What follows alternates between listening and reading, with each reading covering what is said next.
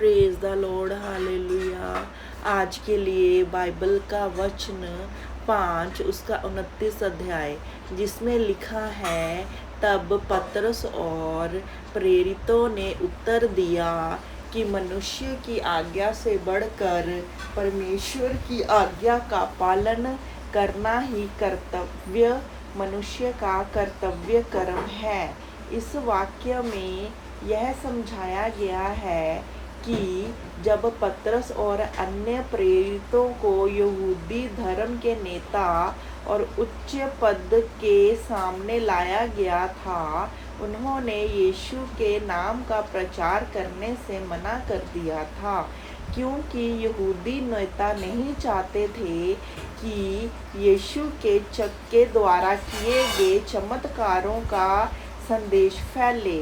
इस वाक्य का मुख्य संदेश यह है कि जब मनुष्य की आज्ञाएं और परमेश्वर की आज्ञाएं एक दूसरे के विपरीत हों, तो परमेश्वर की आज्ञा का पालन करना महत्वपूर्ण है। परमेश्वर पतरस और उसके साथी इस बात पर जोर देते हैं कि उसके लिए परमेश्वर की इच्छा और उसके निर्देश सबसे ऊपर हैं।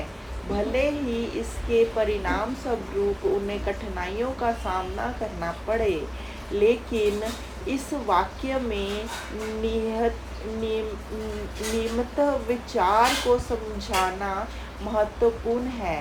पतरस और अन्य प्रेरितों का मानना है कि वह परमेश्वर द्वारा नियुक्त किए गए हैं और उनकी पहली जिम्मेदारी परमेश्वर के प्रति है। जब यहूदी अधिकारियों ने उन्हें यीशु के नाम का प्रचार ना करने का उद्देश्य दिया, तो वह जानते थे कि वह आदेश परमेश्वर की इच्छा के विपरीत है। इसलिए उन्होंने निर्णय लिया कि वह परमेश्वर की आज्ञा का पालन करेंगे, चाहे इसके परिणाम स्वरूप उन्हें जेल ही क्यों ना जाना पड़े, जेल में जाना पड़े, चाहे उनके साथ मारपीट की जाए या मौत का सामना ही क्यों ना करना पड़े। यह वाक्य हमें यह सिखाता है कि हमें अपने जीवन में प्राथमिकताओं को सही ढंग से समझना चाहिए। जब भी हमारे सामने ऐसी स्थिति आती है जहां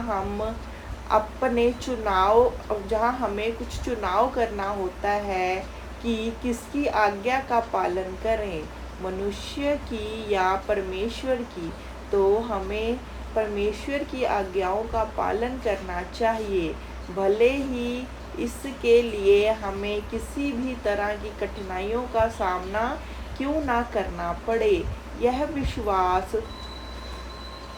साहस और धार्मिक कर्तव्य की भावना को दर्शाता है और हर विश्वास करने वाले के जीवन का आधार होना चाहिए।